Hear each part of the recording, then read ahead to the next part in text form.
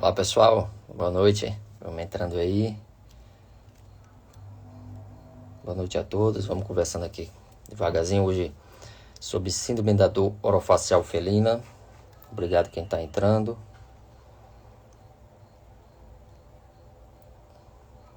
Vamos já começando aqui, deixa eu só fazer os últimos testes aqui.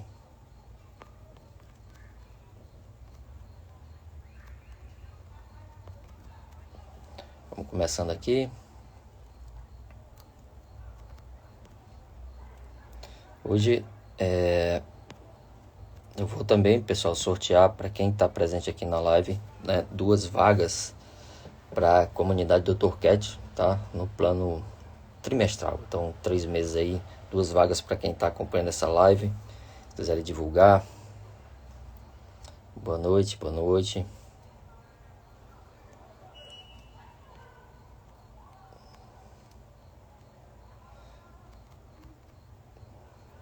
Tô só fazendo os últimos ajustes, tá?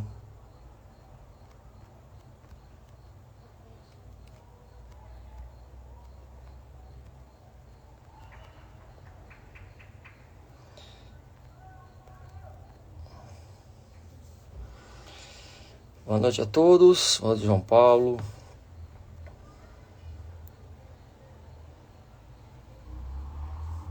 Então, mais uma vez, só dar um recado, né? Quem quiser participar desse sorteio, escreve aqui embaixo, eu quero. E a gente vai sortear 2 vagas, tá? 100%, uma bolsa aí 100% de 2 vagas para a comunidade Dr. Cat, tá? Que lá vocês vão ter acesso a aulas gravadas também, algumas aulas online que a gente marca, tá bom? Então vamos iniciando aqui. Pessoal, hoje síndrome da dor orofacial felina, certo? Estamos aqui 9:05. Então, é importante a gente salientar, tá? Por que eu quero falar sobre essa síndrome? Eu tive 2 casos bem recentes, né? Os 2 casos mais recentes que eu atendi eram casos que realmente me chamou a atenção, né? Para realmente divulgar essa síndrome, porque tem muitos colegas que não conhecem, né? Eu acho importante a gente identificá-la, principalmente no início dos sinais clínicos, tá? Então, assim, ainda é uma síndrome que não se tem uma causa estabelecida, pelo menos determinada, mas existe alguns quadros que a gente suspeita, né, da causa. Então, resumidamente, né, a síndrome da dor orofacial felina, ela é considerada um distúrbio de dor mal adaptativa, tá? Ou seja, não é uma dor fácil de controlar, por ser mal adaptativa, geralmente é uma dor que tem de fundo, né, nociceptivo, e isso vai afetar pacientes de várias idades, tá? Até filhotes, quando está começando a nascer aqueles dentes, né, os dentes permanentes, e também pacientes mais idosos, tá? O que a gente tem que observar? O principal sinal clínico é o desconforto quando o paciente vai comer. Pode ser até comida úmida, pode ser comida sólida. Tem paciente que tem esse desconforto somente com comida úmida, tá? Não dá para explicar.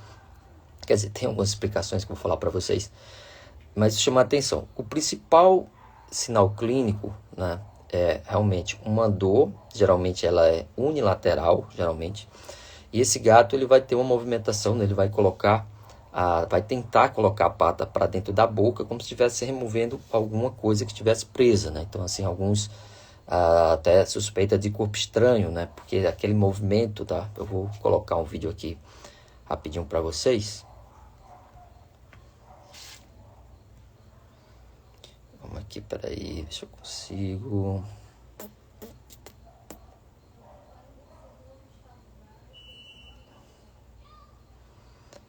Então, esse movimento de colocar, né, a pata para dentro da boca, ela é bem característica, tá? Então, esse aqui, veja a movimentação, né, dessa gata. Então, ela tinha acabado de comer um sachê, e você vê que ela movimenta de um lado, né, bota a cabeça para um lado, para o outro, tem esse movimento da língua, né, e como se realmente estivesse querendo remover alguma coisa dentro da boca. Então, isso é um sinal clínico muito importante. Claro que não é patognomônico, tá? Não estou falando para vocês que tem esse movimento aí, realmente é a síndrome da orofacial felina, mas é um sinal clínico que é muito comum nesses quadros, né? Muito comum. E percebam que essa foi uma paciente, né, que ela teve já um histórico, tá? Teve um histórico de traumatismo na língua. Então tem gato que chega no consultório, olha, doutor, não sei por que ele traumatizou a língua. Por quê? Porque ele vai tentar remover e ele realmente passa a unha e às vezes pode até lacerar, pode até mutilar a língua, tá? E isso é uma coisa absurda, é uma coisa terrível mesmo de a gente ver que tem paciente que perde a língua. Então você tem que fazer uma reconstrução da língua, né? Uma sutura. E são pacientes que perdem muito sangue, né? E ela teve esse histórico antes, né, de chegar pra gente, que um momento lá, um ano, sei lá, uns meses passados, ela teve justamente essa questão, teve que suturar a língua dela por ter tido esse trauma, tá? Então, isso pode acontecer, como eu falei para vocês, tanto em pacientes idosos, pacientes jovens. Nos gatos filhotes, geralmente são episódios que não são pontuais, né? Não se repete muito e geralmente está relacionado com a erupção dentária, né? Porque como a gente vou falar um pouco da patogênese, né? E tem também o fundo, né, que principalmente essa dor ela pode ser causada de origem dental, né? Então a erupção de dente também pode estimular, né, essa área, né, de nervo trigêmeo e ter essa dor, tá? De causar essa dor. Quando é paciente idoso, a gente também vai ter que investigar problemas dentários. Então é fundamental que ele passe por uma consulta odontológica, né, para se examinar, por exemplo, causas como gengivite, estomatite, né, e principalmente lesão de reabsorção dentária, né? As lesões de reabsorção também elas causam muita dor e é um diagnóstico diferencial. Então, resumindo, eu não vou fechar que é a síndrome da orofacial felina, da dor orofacial felina, se eu não tiver certeza que os dentes desse paciente estão ok. Ou seja, muitos deles vão vir com esse quadro de dor oral, mas devido a lesões odontológicas, principalmente periodontais, né? E também lesão de reabsorção. Então, a primeira coisa quando você recebe um paciente com esse quadro, realmente é investigar, fazer um exame intraoral suficiente, tá? Com também radiografia intraoral, dente por dente. Claro, você vai examinar também no teu exame físico, você vai ver principalmente se tem algum volume, né? Se tem alguma a possibilidade de ter abscesso, aumento de linfonodos também, né? Ver a região da falsa palatina, né? Porque aí você pode identificar uma gengivite estomatite, né? Então, esses pacientes também eles podem ser acometidos simplesmente por isso e algumas vezes no tratamento, que isso vai fazer as odontias, vai tratar com anti-inflamatório, corticoides, né? Principalmente as odontias, retirar abscesso periapical. Então, isso você pode resolver essa questão da dor. Então, isso não seria síndrome, tá, da dor orofacial, né? Não seria. Então, realmente você vai tratar, vai fazer uma investigação intraoral, tá? Agora, qual o problema? Em alguns pacientes, depois da exodontia, por exemplo, você identifica que esse paciente ele tem realmente um dente a ser removido, né? Fazer exodontia porque tem uma lesão de reabsorção dentária. Esse dente ele tem que ser removido. Agora, alguns pacientes que fazem exodontias, principalmente as exodontias mais amplas, né? Gatos com gengivite estomatite, você tem que fazer exodontia subtotal ou total. E isso pode ser um episódio que dispare a síndrome de dor orofacial. Isso é muito importante que a gente entenda, que a gente saiba. Ou seja, quando você vai fazer exodontia no paciente, você tem que estar munido de todas as opções de analgesia, principalmente os bloqueios, tá? Porque se esse gato sentir dor durante o procedimento, ou se ele continuar com dor no pós-cirúrgico, então também é um paciente que precisa de um tratamento a longo prazo, controle de dor, né? A literatura fala de 30 dias de controle de dor. Esse gato ele pode ser o pico, pelo menos o pico, o pontapé seria inicial para ter a síndrome orofacial felina. Então, alguns pacientes eles não têm sinal clínico, eles passam pela exodontia e começam a ter, porque provavelmente não tem tido um controle de dor suficiente, né, nas exodontias. Outros pacientes já chegam com sinais clínicos, né? Sinal clínico que eu mostrei para vocês. E esse paciente, ele chega com essa queixa, você avalia a cavidade oral, né? Olha, ele tem gengivite e estomatite, ele tem a lesão de reabsorção, eu preciso fazer exodontia. Você faz odontia, pode até remover todos os dentes, os que estão afetados, mas no pós-cirúrgico, 2, 3 dias, 4, 5 dias depois, o paciente volta a fazer a movimentação até onde não tem mais dente. Então, também isso é um sinal clínico importante que pode estar acontecendo, essa chamada síndrome, né? Ela também, pessoal, é interessante, ela é associada também a estresse. Isso também a literatura fala e a gente vê quase sempre quando a gente acompanha um paciente com essa síndrome, que é um paciente que ele tem, por algum motivo, ele está ali estressado, por algum motivo ele está realmente em conflito com outro gato. Às vezes acontece de até uma ausência também, ansiedade, estresse por separação, tá?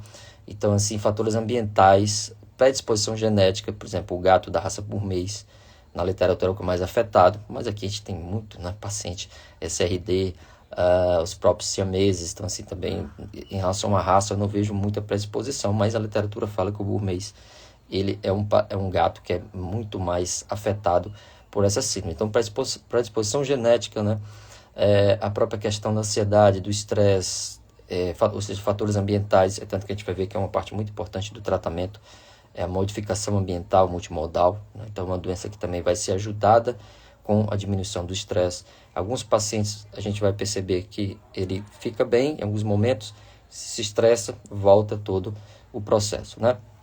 Então, assim, é importante, no exame clínico, você investigar, né, ver a simetria, músculo mastigatório, ver se tem linfonodo aumentado, tá? Tem que fazer exame neurológico também desse paciente, olhos, né, ver como é que está a visão, tá? Enfim, fazer os testes também de nervos cranianos, tá? Resposta à ameaça, pupila, tá? Então, assim, é importante que a gente faça uma investigação completa, que alguns gatos podem ter afecções, né, neurológicas associadas, tá? Então, é importante que a gente tenha esse entendimento antes de fechar realmente o diagnóstico. Então, procurar periodontites, fazer um exame completo, né? Fazer testes neurocranianos, principalmente o trigêmeo, porque assim, o trigêmeo ele está dentro dessa patogênese, tá? Então, existe uma comparação muito grande com a dor do trigêmeo nos seres humanos, né? Então, assim, é uma inflamação, né, digamos assim, é uma reação exacerbada, né, do trigêmeo, uma sensibilidade exacerbada. E aí causaria muita dor justamente por ser esse fundo neurológico, tá? O diagnóstico de imagem, ele vai te ajudar justamente para você descartar, que é basicamente, né, o que eu falei em relação à radiografia intraoral. Tem também na literatura que fala que a ressonância magnética seria importante, tá? Principalmente para descartar outras causas, né? Às vezes causas neurológicas, oncológicas, tá? Também seria interessante, principalmente se tiver alguma formação de massa, né? Algum aumento de alguma estrutura, tá? Então, deixa eu colocar aqui mais uma vez, tá, pessoal? Se quiser perguntas, vamos colocando perguntas, a gente vai respondendo aos poucos, tá? Então, para quem não viu, quem está entrando agora, eu vou colocar outro vídeo aqui de outro paciente, né, com essa síndrome. Peraí, deixa eu ver aqui.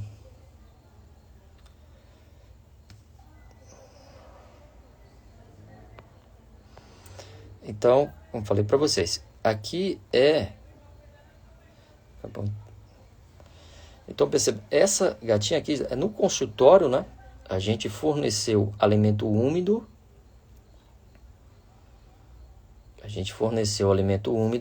E ela vai começar, ó. Então, isso é bem característico, né, da dor orofacial. E muitos tutores, né, às vezes o colega também acharam que tá com corpo estranho, vamos fazer aqui uma imagem para ver esôfago e tal. Só que é um paciente que pode ser até que seja corpo estranho, mas o que acontece? O paciente ele volta a comer depois, geralmente, né? Então não tem vômito, né, não tem nada que justifique o corpo estranho. E isso, ela teve a sintomatologia depois que a gente forneceu alimento úmido, tá? Então pode ser alimento úmido, pode ser seco, enfim. Isso não tem muito a ver. Então, basicamente, a gente quando recebe esse paciente, como eu falei para vocês, a gente tem que fazer todo, né, uma triagem. Então, lembrando novamente, tem gato que chega com a sintomatologia, você identifica que tem procedimento odontológico a ser feito, mas faz o procedimento, né, seguindo todas as regras, digamos assim, né, de analgesia, anestesia, sedação, e esse paciente no pós-cirúrgico ele volta a repetir o movimento. Então isso está muito relacionado com lesão realmente permanente, tá, com dor nociceptiva, mal adaptativa. Então o que a gente tem que realmente pensar na síndrome da dor orofacial. Existe algum exame que eu possa fazer em relação à imagem, em relação a, enfim, o próprio diagnóstico? Então não tem, turma, tá? O diagnóstico realmente é por exclusão, é por isso que a gente tem que fazer um exame clínico completo desse paciente, buscar lesões, como falei para vocês, buscar algum tipo de inflamação na boca, tá? E sempre lembrar, como eu disse, que pode ser também alguns distúrbios comportamentais, pode também predispor esse paciente a ter essa síndrome. E aí, quando a gente fala em tratamento periodontal, o maior cuidado que a gente tem que ter justamente é para controlar a dor antes, durante e depois. E aí, antes você já pode entrar, por exemplo, com a própria gabapentina, né, antes das exodontias.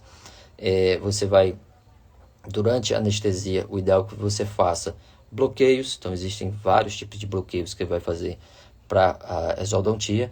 E é muito importante o bloqueio, porque justamente esse é o momento de você impedir, né, que fique uma dor permanente nesse gato, nesse paciente, tá? Então, os bloqueios são interessantes, são fundamentais, são importantes de ser feito durante esses procedimentos. E no pós-cirúrgico, né, entender que a exodontia ela pode causar dor pós-cirúrgica permanente. Então, utilizar também gabapentina, né, as DENS podem ajudar nesse momento. Alguns pacientes que você vê que foi uma cirurgia mais cruenta, né, assim, foi mais complicado, então deixar internado, né, fazer infusões, utilizar também a ketamina, tudo isso para a gente impedir, né, impedir que esse gato volte realmente a ter dor, tá? Isso pode ser um fator, como eu falei para vocês, um fator que cause realmente essa síndrome da dor orofacial, tá? Então, se a gente vai tratar esse paciente, então a gente imagina que esse gato, né, ele chegou para você com esse quadro desse movimento, né, que eu mostrei para vocês, tá? Às vezes alguns pacientes já chegam até com língua, como falei, a língua lacerada, tá? Amputada já pelo próprio paciente, às vezes lesões importantes também da própria fálcia, né, da região da gengiva. Lembrando que muitas vezes o sinal é unilateral, né? Então, a gente tem que tratar. A primeira coisa que a gente tem que fazer realmente procurar no histórico desse paciente algum ponto que ele tenha iniciado. Por que ele iniciou e quando ele iniciou realmente esse sinal clínico, tá? Teve associação com alguma cirurgia, com algum trauma, né? Se ele é filhote, se está tendo associação com a erupção dentária, né? E também investigar a questão comportamental, ou seja, atritos com outros gatos, separação de tutores, isso pode acontecer, viagens, morte de um ente ou morte de um outro gato também do ambiente, alguma disputa por território, enfim. Isso é muito importante porque a gente vai ter que mexer com isso também, porque isso já está comprovado que que os fatores estressantes vão piorar as crises, tá? São fundamentais que a gente também tenha esse entendimento. E em relação ao tratamento com analgésico, a gente não tem muita opção, tá? Primeiro, a literatura que te dê assim, muita base, muita evidência em relação à medicação, a gente tem poucas opções, mas a gente tem também algumas em forma de uso empírico, né, off-label. Mas, por exemplo, aquela analgesia simples, digamos, a mais comum, por exemplo, com DENS, daí vai, meloxicam, cetoprofeno, enfim. As DENS, elas não funcionam nesses casos, tá? A própria corticoterapia também tem efeito limitado. Alguns trabalhos mostraram que alguns gatos melhoram, outros não com corticoide, né? Então, imagine que é um gato que tem gingiva de estomatite, ele está no corticoide, mas ele está sentindo também ainda a dor. Então, não tem uma ação muito boa. Os próprios opioides, em alguns casos funcionam, outros não, tá?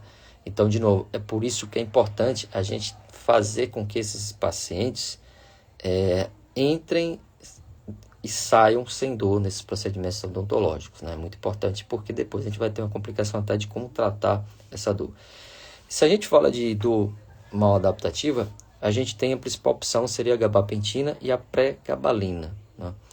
E realmente a que tem mais indicação de uso são essas duas medicações, certo? Fala-se também, por exemplo, em casos emergenciais, chegou aquele gato lá com laceração na língua, ele está fazendo toda aquela movimentação e esse paciente está se lacerando. O que é feito?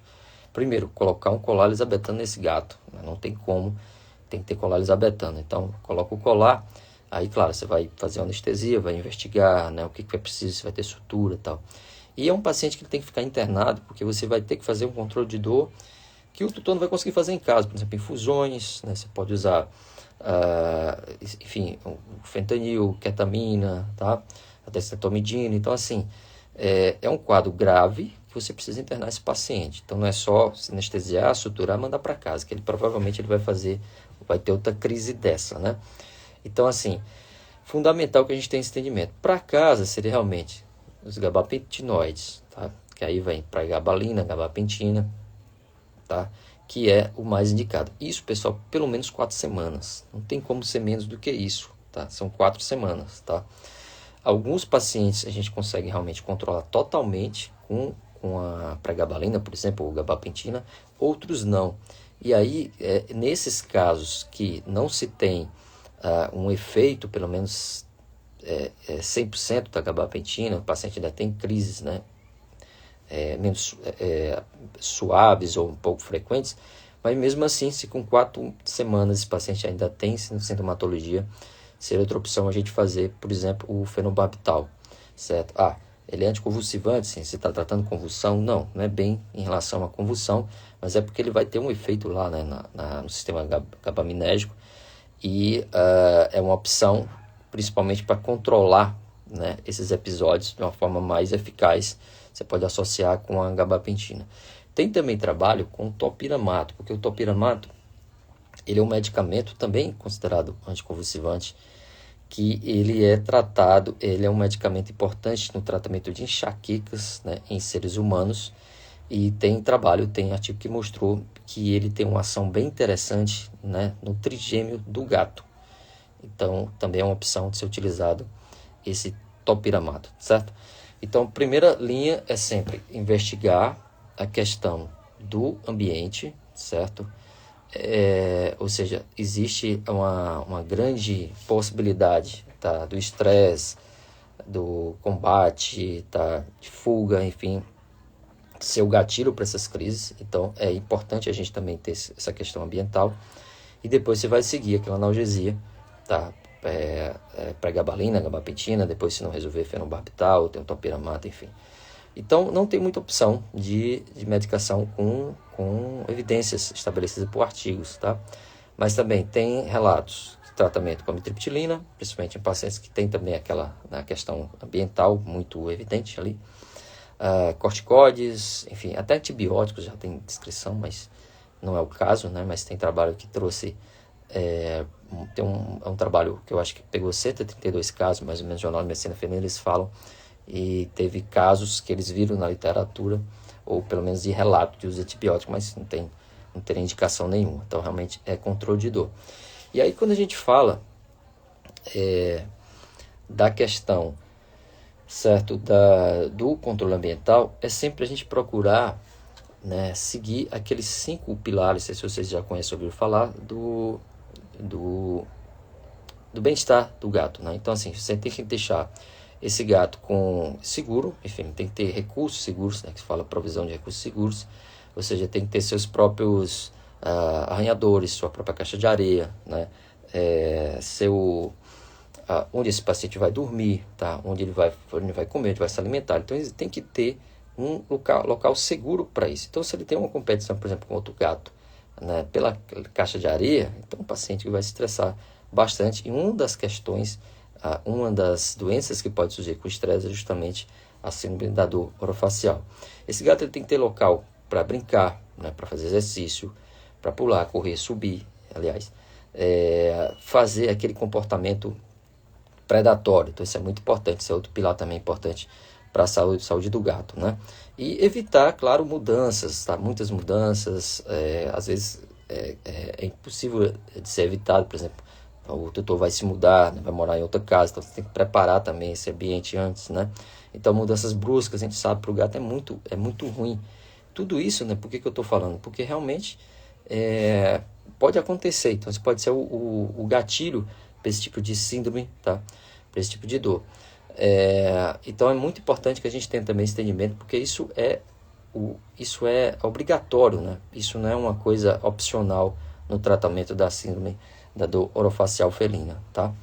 Então vamos ver aqui se tem alguma pergunta aqui durante... Pessoal, eu coloquei aqui do sorteio, aí ninguém perguntou, só colocou eu quero. Tem algumas perguntas que mandaram durante a semana. Deixa eu ver aqui se tem.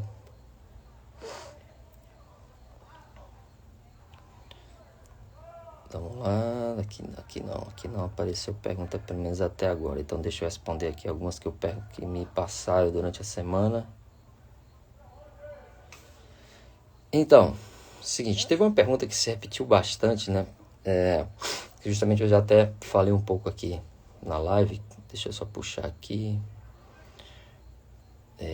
Então, qual seria a causa, né? A causa, basicamente, a causa, ela está relacionada muito com o problema oral, tá? Se a gente for ver o que é mais comum, é justamente, né, que a Bruna até comentou, a gengivite, sem estomatite pode ser um gatilho. Tem que ser um quadro... Não, gengivite eu acredito que não, tá? Gengivite, ela não vai causar tanto estímulo de dor para acometer, né, de forma tão grave.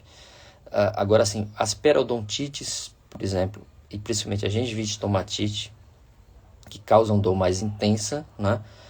Ou seja, o que a gente tem que entender? Que são quadros odontológicos que causem mais dor, ou seja, tem um acometimento maior, por exemplo, de raiz dentária, né? Realmente de plexo nervoso. Então, assim, isso sim pode ser pode disparar. Ou seja, como eu falei, gengivite, estomatite e lesão de reabsorção dentária, elas são quadros que podem ser realmente um estímulo que vai iniciar essa dor, essa síndrome. E a própria questão, por exemplo, de mau uso ou mau manejo desses quadros, por exemplo, as odontias que são feitas de forma muito traumática, tá? Sem material adequado. Isso pode realmente trazer traumas, atingir partes mais profundas, né, da dor nesse paciente e realmente ter uma predisposição maior para essa dor continuar e se transformar numa síndrome da dor orofacial. Às vezes, por exemplo, tecnicamente, você vai fazer a exodontia, você vai fazer a alveolectomia e aprofunda demais, atinge o canal nervoso, tá? Ali principalmente na mandíbula. Então também isso pode predispor. Então tem que ter muito cuidado, né? Exodontia em gato é um procedimento muito delicado, tá? Então é traumático, mas é um procedimento delicado. Outra causa que eu falei também é a própria erupção dentária aqui em filhote. Então eu não peguei ainda nenhum caso de filhotes, mas tem muita descrição de casos que em filhotes, a própria literatura fala também. Esse dente tá trocando, né, para permanente, então ele começa a ter. Isso é bom que geralmente resolve depois quando está tudo completa a dentição desse paciente, certo? Outra causa também que eu falei para vocês é em relação ao próprio problema de comportamental, né, de convivência, né, com outro gato, tá? Aí também perguntaram bastante em relação ao tratamento, eu também já respondi. O tratamento basicamente primeiro você tem que saber se vai remover algum dente, se tem alguma exodontia, se vai tratar de estomatite. Depois disso, se continuar a estomatologia, então você está diante da síndrome orofacial. E aí você vai buscar o tratamento com esses fármacos, né, que trata mais dor mal adaptativa, como por exemplo a própria gabapentina, né? Outra situação, outra pergunta também foi, deixa eu ver aqui, eu tinha deixado separado. Pronto, se é um quadro convulsivo, isso é interessante, né? Foi uma pergunta que me passaram também, se é um quadro convulsivo. E até deixa eu aproveitar para responder também em relação à hiperestesia, se tem associação com hiperestesia. Olha, se a gente for ver o significado da palavra hiperestesia, seria uma hiperestesia também, né? Só que não é a síndrome hiperestésica felina, ela não está dentro, né? Não é a mesma coisa, certo?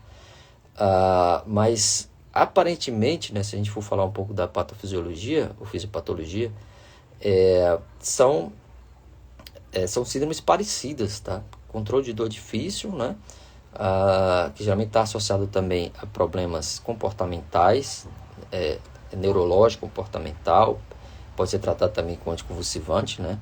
Mas ela não é uma convulsão, tá? Não é considerado uma convulsão a síndrome da dor orofacial felina. Tá? Isso também é importante que a gente esclareça. Então, realmente é dor e, como eu falei no início, né? A literatura relaciona muito com a dor de trigêmeo nos humanos, tá? É tanto que, por exemplo, o topiramato, como eu falei para vocês, é uma opção porque justamente ele vai tratar, né, essa alteração de trigêmeo. Então há uma associação muito importante, tá, da dor do trigêmeo humano, né, com a síndrome da dor orofacial felina. Então, assim, isso é uma coisa que é muito relatada na literatura. Então, não é uma convulsão, é realmente dor nociceptiva, dor mal adaptativa, né, como os colegas, tá, de controle de dor costumam falar. Deixa eu ver se tem mais uma pergunta aqui. Então, já falei do tratamento periodontal. Anti-inflamatórios, né, também me questionaram. Não tem muita indicação, não funciona, na verdade. Não funciona para esse tipo de dor, tá? A Daniela falou, eu tenho neuralgia do trigêmeo. Então, pronto, Daniela. Então, assim, eu acho que você, né, sabe, tá? Aliás, tenho certeza que você sabe muito melhor do que eu o que sente, né, na dor da neuralgia. E isso está muito, né, tem se falado bastante em relação à comparação com a síndrome da dor orofacial. Dream perguntou, vai ficar salva? Sim, vai ficar salva, tá? Deixa eu ver se tem mais alguma pergunta aqui. E aliás, pessoal, olha, além de salva, tá, eu vou colocar para vocês, a gente tem um grupo, depois eu coloco, né, depois da própria live aqui, eu vou colocar o link, né, de quem não está na nossa... A gente tem um grupo de WhatsApp que é só de lives, né, só de avisos sobre lives. Lá eu vou colocar um PDF, tá, dessa live aqui, tudo escrito, tudo bonitinho, tudo mastigado em tópicos aqui para vocês, tá? Então, quem quiser, já terminando essa live aqui, eu já vou fazer de novo, repostar o link do grupo, tá? Do WhatsApp, que aí a gente manda sempre o PDF depois da aula, fica bem bacana para vocês guardarem, né? Eu tenho mais uma pergunta aqui que me enviaram. Deixa eu ver se tem aqui. Me enviaram aqui antes da live, deixa eu ver aqui, que eu tinha separado. Não, mas eu acho que eu já falei tudo, sim. Pronto, diagnóstico por imagem até eu já comentei, não tem diagnóstico por imagem que identifique. A literatura fala que você pode fazer uma ressonância magnética, né, principalmente se tiver déficit neurológico, para você tentar descartar outras causas de dor orofacial, certo? Então, uma tomografia, uma ressonância, pode ser um tumor, né, pode ser uma neoplasia, enfim, que vai causar dor também, mas não há normalidade hematológica, bioquímica, enfim. Você tem que realmente descartar outras doenças para poder fechar o diagnóstico. Deixa eu ver aqui. A Bruna perguntou novamente, quando faz uso da gabapentina por 30 dias, precisa fazer o desmame? O ideal é que você faça o desmame sempre, tá? Mas 30 dias é o mínimo. Se esse paciente for identificado com dor orofacial felina, acima da orofacial felina, esse paciente vai ter que precisar de mais tempo, tá? Mas não se preocupe, assim, tá tendo uns zoom aí da gabapentina que causa lesão renal, que não sei o que, isso não existe, pessoal. A gabapentina ela é muito segura, na verdade, você tem que simplesmente Se é um paciente renal, como muitas outras medicações, você tem que ajustar a dose, somente isso. Mas não é que ela vai causar lesão renal. Não existe isso, tá? Não existe gabapentina causando lesão renal. Então, não se preocupe em relação a isso. Claro, quando for tirar um dia, você vai ter que fazer um desmame, né? Pelo menos geralmente o que a gente faz de entre 10 e 15 dias, né? E retirando, diminuindo a dose. O ideal é que não diminua a frequência, mas diminua a dose até remover, tá? Mas é bem seguro. A Lívia, resposta, por favor. Lívia, você perguntou alguma coisa, não respondi? Deixa eu ver aqui. A Laura também, até eu falei, Laura, é comparada com a dor da hiperestesia? Pronto, também respondi já essa pergunta. Como eu falei, elas se parecem, né? Se parecem até pelo jeito que acontece a patofisiologia ou fisiopatologia, depende de como você costuma falar, mas não é a mesma coisa, tá? Não é a mesma coisa. Ela pode até ser considerada uma hiperestesia, né? Porque de qualquer forma realmente é uma sensibilidade exacerbada ali na região, mas não é a mesma coisa, tá? Deixa eu ver se Lívia perguntou aqui. Lívia, se você perguntou, não vi aqui.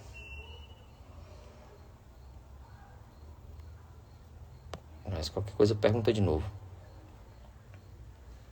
Tá. Só pedindo para repostar o link do grupo da live. Tá bom, eu vou repostar assim, tá? Lucas perguntou qual o tempo máximo para o uso da gabapentina. Não existe tempo máximo para o uso da gabapentina. Na verdade, você vai... às vezes o que a gente faz, muitas vezes, né, para saber realmente a dependência, digamos assim, se ela está tão importante no quadro, é você ir diminuindo a dose. Né? Se você vai diminuindo a dose, esse paciente volta a ter crises, então, esse gato ele tem que ficar com gabapentina, tá? Isso é muito importante. Então, para quem não viu, eu vou colocar aqui mais uma vez aqui o vídeo, né, do gato com sinal clínico. A Laura ainda está perguntando, professor, o senhor pode disponibilizar artigos? Porque realmente a primeira vez que eu ouvi falar foi comigo. Que ótimo, pode sim. Então, entre lá no grupo, tá, das lives, que eu também vou mandar por lá, tá certo? Não tem muita coisa, viu? Não tem muita coisa, mas tem artigos interessantes que justamente se baseia o nosso dia a dia para poder tratar, certo? Então, vou colocar mais uma vez aqui, para quem não viu, quem está agora. Então, mais um passe. Então, esse é o sinal clínico característico, né, da dor orofacial felina. Então, são pacientes, geralmente está associado à alimentação, tá? Tem também casos de gato que depois que faz o grooming, se lambe para limpar, ele começa a fazer esse movimento. Então, coloca a pata na boca, né, vira, né, abre bem a boca. Então, e é nesse movimento que muitas vezes vão lacerar, vão mutilar a língua e o tecido realmente da cavidade oral. Aí é um desespero, tá? É um desespero, muito sangue, né? Tem que levar logo, trazer logo pra gente, né? Fazer suturas, enfim. É uma coisa realmente terrível, tá? André Couto, minha gata teve um episódio igual a esse do vídeo ano passado. Foi ao vet, fez raio-x, nada detectado, voltou para casa com esse de prednisona. A prednisona, ela só vai funcionar bem se tiver associação com gengivite, estomatite felina, tá? Então ela vai ter, realmente vai funcionar bem. Né, o procedimento passo a passo foi bacana, que fez a radiografia, né, para identificar principalmente lesão dentária, certo? Que se tiver vai ter que realmente passar por procedimentos principalmente de exodontia, certo?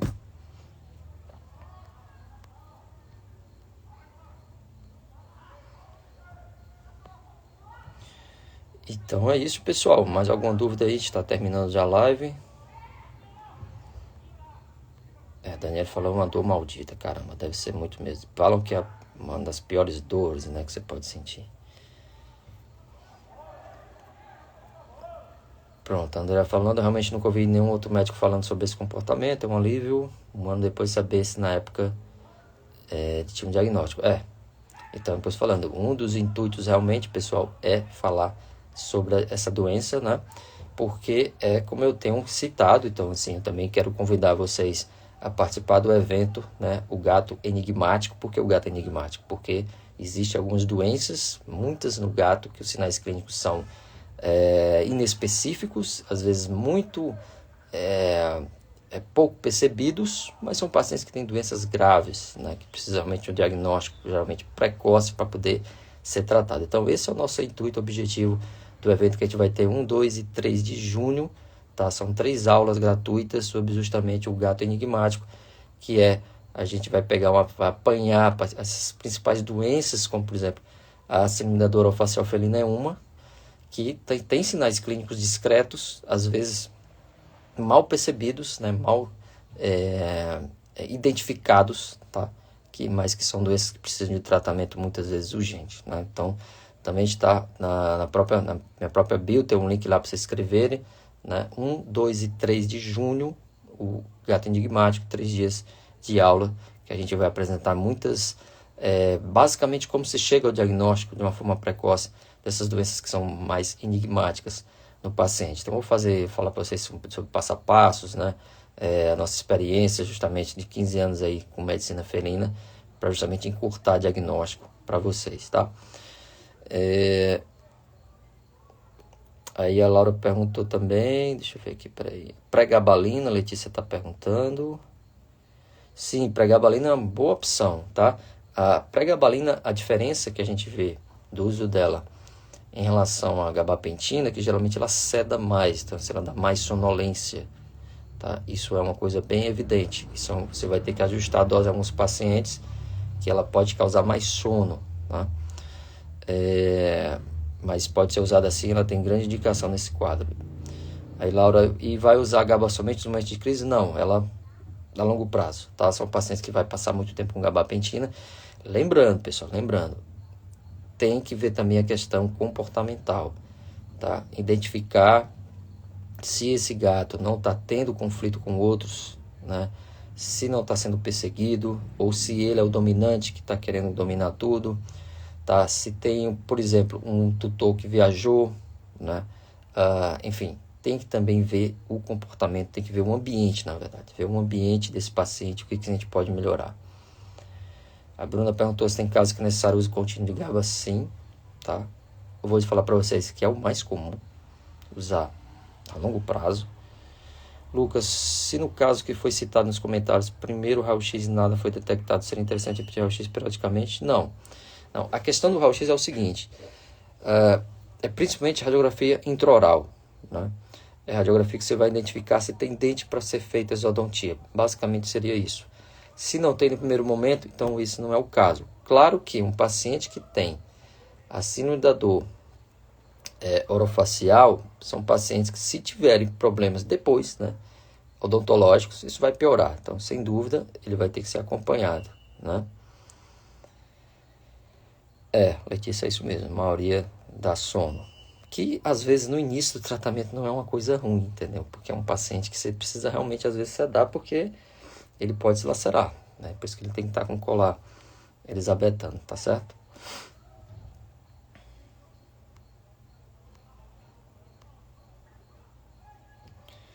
Então é isso. Então a gente está finalizando aqui, tá? Então assim, pessoal, quem colocou aqui no comentário, né, que quer, vai participar desse sorteio.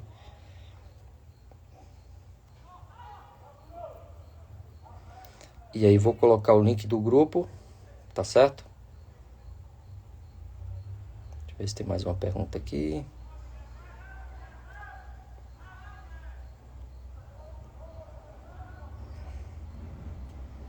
Claro, se tiver alguma dúvida, podem colocar.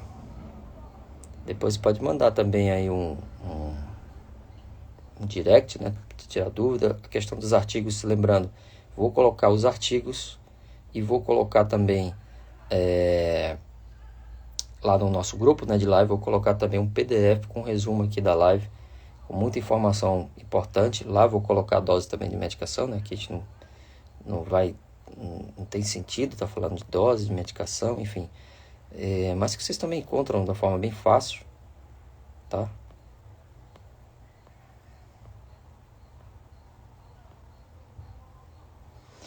Ok? Então pronto, espero ter esclarecido algumas dúvidas para vocês em relação à síndrome orofacial felina. Vai ficar gravado aqui, tá? Quero mais uma vez agradecer a vocês. A gente volta breve, tá? Com outro assunto interessante. E não se esqueça do nosso gato enigmático, dia 1, 2 e 3 de junho. Se inscrevam que a gente vai fazer um apanhado, né, de todas essas doenças, comorbidades que acontecem no paciente felino, de uma forma bem interessante para vocês conseguirem chegar a um diagnóstico melhor, tá certo? Muito obrigado, turma, boa noite, a gente se encontra. Amanhã de manhã eu passo o resultado aí do sorteio, tá bom? Até mais para vocês.